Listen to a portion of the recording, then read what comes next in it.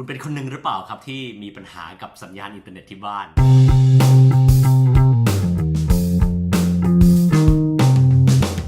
นว่าเพิ่งจะรู้ว่ามันมีอุปกรณ์ชนิดนี้อยู่ในโลกนี้ด้วยนะครับมันเรียกว่า power line คนที่ยังไม่รู้เนอะนะครับก็อย่างที่บ้านตอนนี้ใช้ FiberNet นะครับซึ่ง FiberNet เนี่ยมันก็ของ AIS เนี่ยมันก็จะมาพร้อมกับกล่องกระจายสัญญาณนี่คือเป็น Wi-Fi ตัว Wi-Fi ให้กับเราเนี่ยแหละแล้วเสร็จแล้วก็คือสัญญาณมันแรงอยู่เฉพาะช่วงที่อยู่ใกล้ๆนะครับแต่ว่าพอขึ้นไปชั้น2แล้วเนี่ยสัญญาณมันก็จะดรอปมากๆเลยนะครับดังนั้นแล้วเนี่ยวิธีการเท่าที่ผมคิดออกนะจุดที่ผ่านมาคือการใช้การรีพิเตอร์นะครับรีพิเตอร์คือตัวที่เป็นตัวรับสัญญาณ Wi-Fi แล้วก็ส่งสัญญาณ Wi-Fi ต่อไปนะครับแต่ว่าก็เพิ่งจะได้รู้ว่ามันมีสิ่งนี้อยู่นะครับซึ่งจริงๆมันมีมานานมากแล้วโดยที่เราไม่จำเป็นจะต้องใช้สัญญาณ Wi-Fi หรือว่าใช้สาย LAN ก็ได้นะครับในการที่จะส่งผ่านข้อมูลจากไอตัวแม่ของมันเนี่ยไปสู่ไอตัวกระจายสัญญาณที่อยู่ชั้นบนอีกทีหนึ่งนะครับเราทำยังไงทีเนี้ยไอ้เจ้าตัว power line เนี่ยมันคือการใช้สายไฟในบ้านของเราเองเนี่ยแหละในการส่งสัญญาณอินเทอร์เน็ตนะครับผ่านจากตัวแม่ขึ้นไปสู่ตัวลูกเพราะฉะนั้นมันไม่ต้องมีการเดินสายไฟอะไรทั้งสิ้นนะครับเพราะมันไม่ต้องมีการเดินสายแลนอะไรทั้งสิ้นเพราะเราใช้สายไฟที่มีอยู่ในบ้านอยู่แล้วนะครับแล้วมันเป็นยังไงนะครับก็อันนี้ก็ได้ลองซื้อมาดูนะครับเมื่อวานนะครับของยี่ห้อไซเซลนะครับไซเซลซึ่งเขาขายเป็นแพ็กเกจก็คือตัวรับแล้วก็ตัวส่งด้วยในเวลาเดียวกันนะแล้วก็นะครับลักษณะของมันจะเป็นแบบนี้ครับเริ่มมีกล่องเล็กกับกล่องใหญ่นะครับตัวเล็กกล่องเล็กกับกล่องใหญ่โดยที่นะครับมันแป้นแกะออกมาเรียบร้อยแล้วด้วยนะครับกล่องเล็กนะครับก็คือจะออกมาเป็นตัวเล็กนะครับตัวเล็กก็จะเป็นตัวแม่ที่เอาไว้ส่งสัญญาณหน้าตามันก็จะเป็นแบบนี้นะครับ A B C D มีอะไรก็ตามแต่นะครับอยู่ในนี้แล้วก็จะแถมสายแลนมาให้ด้วยเส้นนะครับแบบนี้นะครับหน้าตาของมันนะครับลักษณะของมันก็จะมีปลั๊กนะครับแน่นอนเราจะใช้ไฟบ้านเพราะฉะนั้นมันจะเสียบปลั๊กครับก็คือไม่มีอะไรยุ่งยากเลยนะครับแล้วก็ข้างหลังก็คือมีสายแลนได้ด้วยนะครับเพราะฉะนั้นตัวที่ออกมาจากเป็นตัวเราเตอร์นะครับที่เป็นตัวที่เป็นของ FiberNet เนี่ยเราก็จะเสียบสายแลนเนี่ยเข้ากั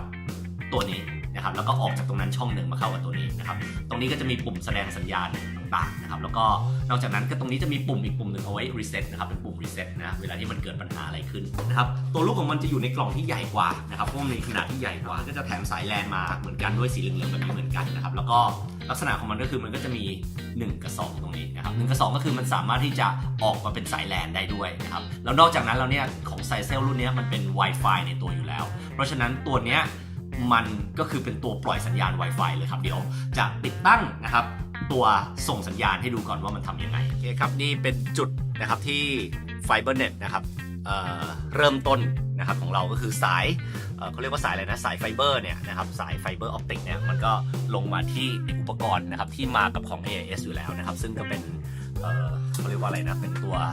โมเด็มเราเตอร์เนอะใช่ไหมครับที่ยี่ห้อ ZTE นะครับ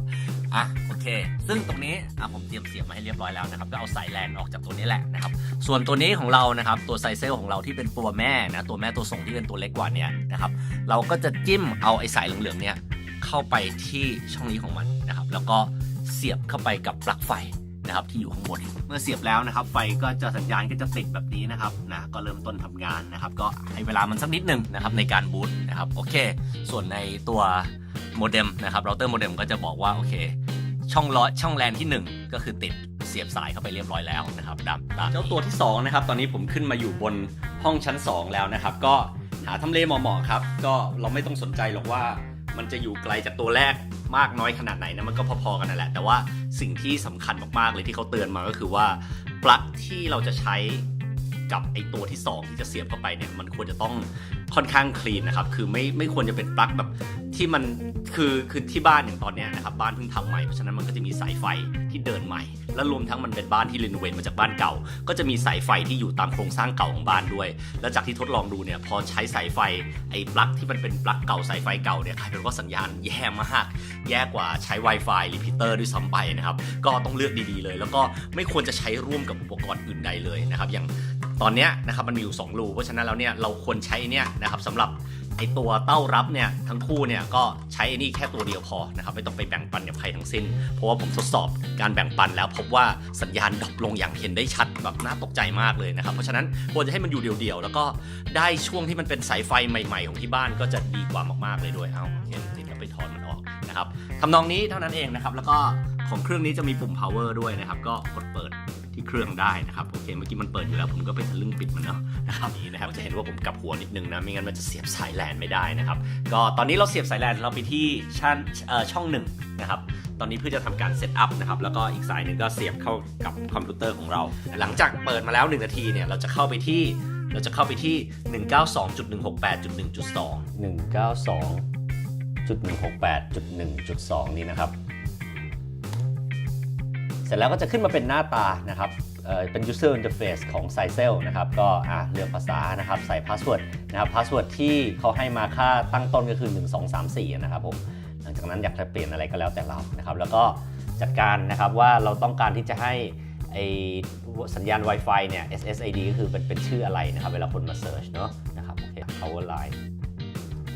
โอเคเรียบร้อย security ไหมนะครับอยากจะมี password หรือเปล่าโอเคผมต้องการให้มี password นะครับก็ใส่เข้าไป finish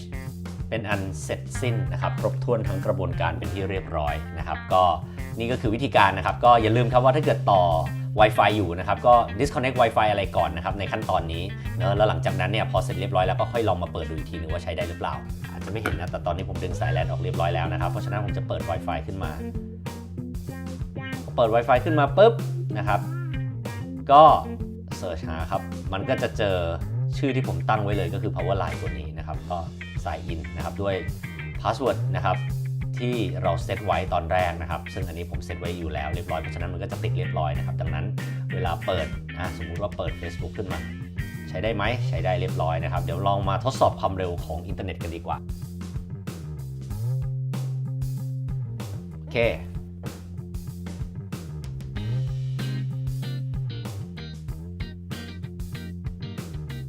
ดาวน์โหลดนะครับจัดไปแล้วนะครับอัดไป30จุดกว่าโอเคเรียบร้อยนะครับก็ดาวน์โหลดนะครับอยู่ที่สูงสุดคือ 30.56 นะครับแล้วก็ค่าเฉลี่ยอยู่ที่ประมาณ 29.16 นะครับแล้วตอนนี้กำลังทดสอบการอัปโหลดอยู่ครับว่าจะได้ไปถึงเลเวลไหนนะครับโอ้ดูท่าทางจะไม่เกิน10อยู่ที่ประมาณ10นะครับโอเคครับผมเรียบร้อยผลออกมานะครับก็ดาวน์โหลดอัปโหลดคือสูงสุดได้ที่ 11.07 นะครับส่วนเฉลี่ยจะอยู่ที่10นะครับจากเน็ต50-20นะครับก็เหลือประมาณ 30/11 นะครับประมาณนั้นนะ30/10 นะครับก็บทสรุปนะครับสำหรับเจ้าตัว Sicel Powerline นะครับที่เป็นภาคส่งและภาครับนะครับภาคส่งนะครับขออนุญาตหาชื่ออีกทีนึงนะครับก็คือ PLA 4201นะครับแล้วก็ภาครับนะครับซึ่งเป็นเจ้าตัวนี้นะครับก็คือ PLA 4231นะครับก็ตอบโจทย์ครับสำหรับคนที่ไม่ต้องการที่จะเดินสายแลนในบ้านนะครับอาจจะเป็นคนที่ไม่ได้เตรียมบ้านมาสำหรับการนี้โดยเฉพาะแล้วคุณไม่อยากจะเจาะไม่อยากจะไปขุดอะไรกับผนังกำแพงนะครับก็ผมว่ามันดีเลยทีเดียวนะครับซึ่ง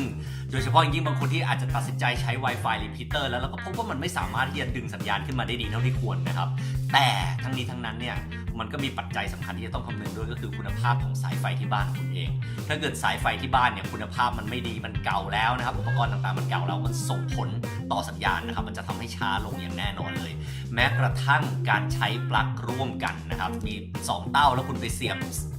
อะไรอย่างอื่นในอีกเต้านึงแล้วก็เสียบเจ้าตัวนี้ในอีกเต้านึงเนี่ยนะครับมันส่งผลกระทบต่อสัญญาณนะครับอย่างชัดเจนเลยอย่างของผมสามารถสัมผัสได้นะครับก็แม้กระทั่งของตัวผมเองนะครับในตัวภาคส่งเนี่ยนะครับผมใช้ปลั๊กร่วมกับอุปกรณ์อย่างอื่นก็คือตัวโมเด็มนั่นแหละนะครับก็ผมไม่รู้เหมือนกันเพราะว่าผมไม่สามารถที่จะดึงปลั๊กนั้นออกได้นะครับถ้าเกิดมันไม่ได้ใช้ร่วมกับปลั๊กนั้นสัญญาณมันอาจจะดีกว่านี้ก็ได้นะครับดังนั้นแล้วเนี่ยแต่ณขณะนี้ที่มันเป็นอยู่เนี่ยก็ได้ประมาณ 90% ของออริจินอลของตัวซอสของมันแล้วนะครับเพราะฉะนั้นผมว่ามันโอเคอยู่แล้วนะเพราะฉะนั้นถ้าเกิดใครมีประสบการณ์ดีๆนะครับอยากแบ่งปันอะไรจากการที่คุณได้ใช้งานหรือมีความรู้อะไรดีๆอยากจะสอนผมก็ยินดีต้อนรับเป็นอย่างยิ่งเลยนะครับก็ขอความกรุณาเขียนมาในคอมเมนต์ได้เลยลืมบอกไปอีกนิดนึงนะครับตัวนี้ราคาที่ซื้อมาคือ 2,300 บาทนะครับเป็นรุ่นที่ซัพพอร์ต